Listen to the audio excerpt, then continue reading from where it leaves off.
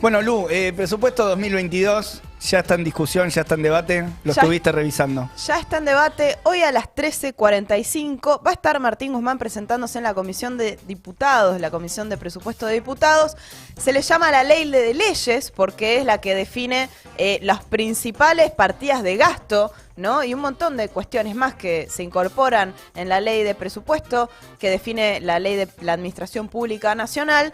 Y quería traer 5 claves. La primera de todo tiene que ver con las proyecciones que hace Martín Guzmán, que hace el ministro de Economía, de cómo va a estar la economía el año que viene. Porque si vos vas a decir, mira, voy a gastar tanto en salud, tanto en educación, tanto en vivienda, tanto para pagar la deuda, etcétera, vos tenés que saber cuánto vas a recaudar. Y para saber cuánto vas a recaudar, tenés que saber vos proyectar cuánto va a crecer la economía, cuál va a ser el nivel de inflación. Bueno, lo que proyecta para el año que viene es un crecimiento del PBI de 4%, por arriba de lo que están estimando los organismos internacionales como el Fondo Monetario, que lo ponen bastante por abajo en 2,5 nada más.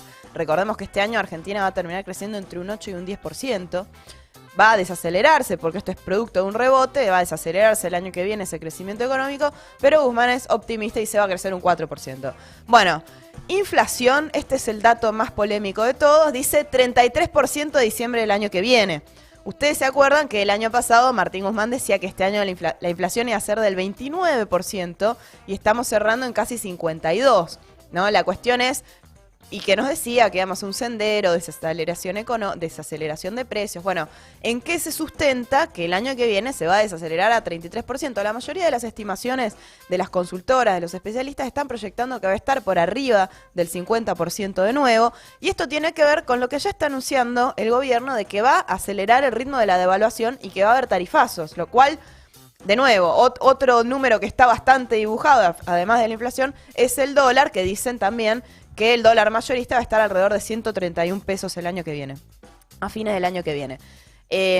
La verdad es que esos números son bastante dibujados y en general vienen haciendo eso las distintas administraciones. Lo hizo Duhovne, lo hizo el año que viene, lo hizo el año pasado Guzmán, y ahora quiere volvernos, si se quiere, a mentir con eso, a engañar con esos datos, porque es una forma, es un mecanismo que utilizan los gobiernos para como la inflación va a ser probablemente mayor, bueno, para tener un margen de discrecionalidad de dónde poner los recursos, claro, y también para poder ajustar, porque si las partidas las aumentás por detrás de la inflación, vos decís, mirá, las aumento tanto y después la inflación es mayor, las terminás licuando. Es una forma de acortar, de ajustar.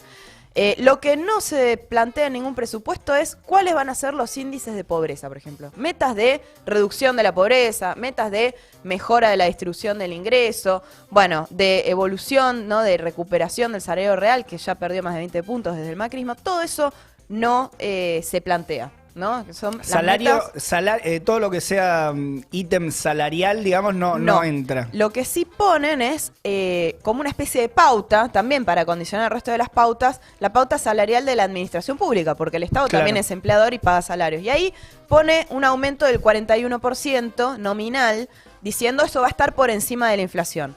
Ahora, si la inflación es del 50%, de nuevo, están tirando las negociaciones y la pauta con un techo es con ese número. Pero bueno, lo cierto es que muy lejos, aún si se cumpliera verdaderamente lo que dicen, de que se va a recuperar un 4% del salario real, realmente parece un dibujo. Lo mismo dijeron este año y no se está cumpliendo, y muy lejos de recuperar los 20 puntos que se perdieron desde el macrismo. Bueno, esas son la primer clave de las proyecciones, o sea, como el punto de partida del terreno sobre donde se pone el dato más importante, que es la segunda clave, que es el que está mirando el FMI, que es cuánto se va a achicar el déficit fiscal primario. O sea, el déficit fiscal una vez que quitas los intereses de los pagos de intereses de deuda.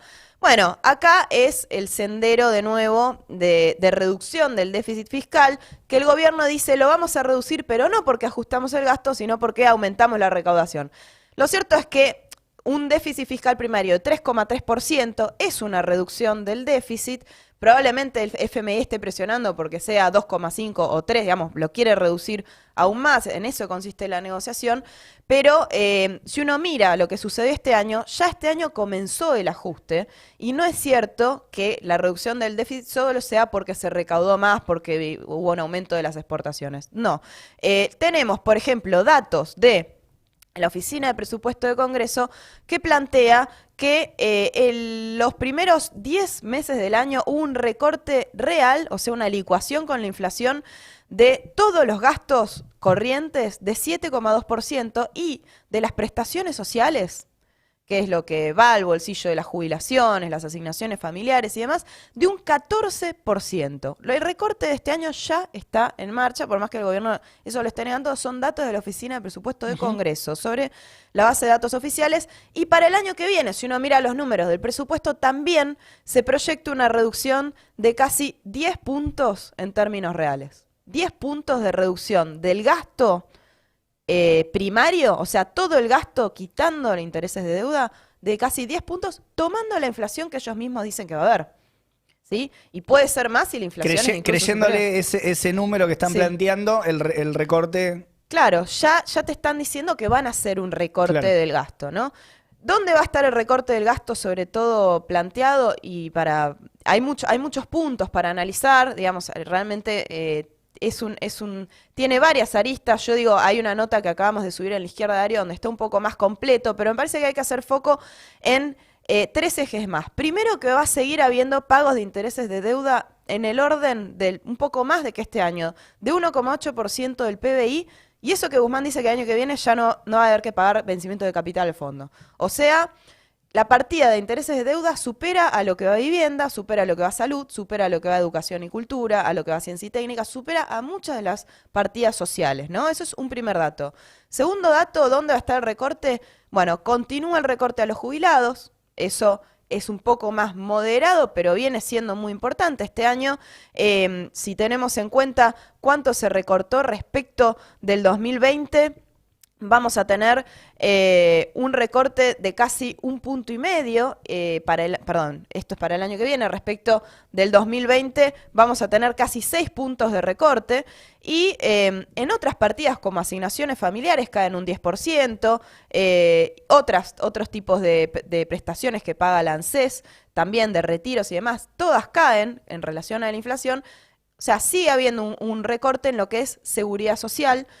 Y lo que aparece como novedoso, porque como eso está muy condicionado por la movilidad previsional, que ya la cambiaron, no la van a volver a cambiar en lo inmediato, lo que aparece como novedoso es entonces ir sobre el segundo aspecto del gasto, que es el más importante, el más grande de todos después de seguridad social, que son los subsidios, es decir, tarifas. O sea, un recorte de los subsidios, dado que no quieren avanzar sobre las ganancias de las empresas privatizadas, es directamente tarifazos, que era lo que Guzmán no pudo hacer el año pasado, y que todavía no dicen cuánto va a ser. Dicen que lo van a segmentar y todo para matizar, pero va a haber un ataque de nuevo ahí al bolsillo por el lado de las tarifas de los servicios de electricidad y de gas, especialmente porque se reducen los subsidios en términos nominales. Reducen los subsidios en términos nominales, o sea, es una reducción brutal de un 40%. O sea, ese es el dato que adelanta, del tarifazo en concreto en el presupuesto no está nada planteado. Claro. Pero al reducir los subsidios da la idea, digamos, ya queda más firme esta idea de que van a tener que ir a algún tipo de... Claro. Como definición, no porque sea la única opción que tienen, sino pero como definición política. Hay otra opción que es ir a revisar los balances de esas empresas, las enormes ganancias que vienen teniendo, la baja inversión, pero esa definición no se toma, sino que es ir por el lado de descargar ese recorte de subsidios sobre los bolsillos populares y además sobre la actividad económica, porque eso después también se traslada a los costos, por eso también es inflacionario. Y un último punto que tiene que ver justamente con la orientación general. Decíamos, bueno, pero entonces, ¿por qué siguen haciendo este ajuste? ¿Por qué bajan el déficit fiscal? ¿Por qué mantienen un determinado nivel de servicios de la deuda? Bueno, todo eso tiene que ver con la orientación más general que tuvo este gobierno desde el primer momento, que es orientar la economía en función de pagar la deuda. O sea, por un lado necesita bajar el déficit porque lo dice el FMI, pero porque ellos quieren asegurar que se va a pagar la deuda efectivamente, que el Estado va a tener un superávit, un excedente, y ese excedente es a costa de reducir partidas sociales.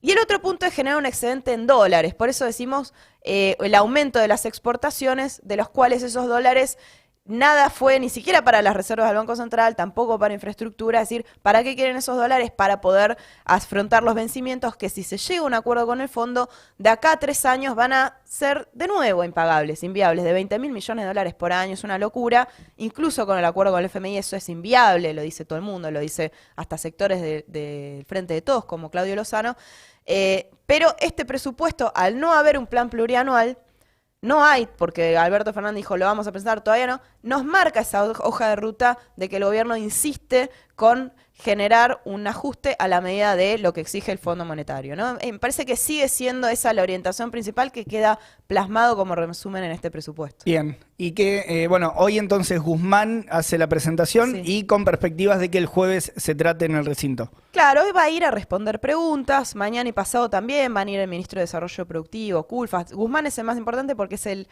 responsable, ¿no?, Claro, de la elaboración del presupuesto. Bueno, va a ir a responder preguntas, a defender este proyecto de ley. Probablemente tenga algunos cambios que se están negociando con la oposición.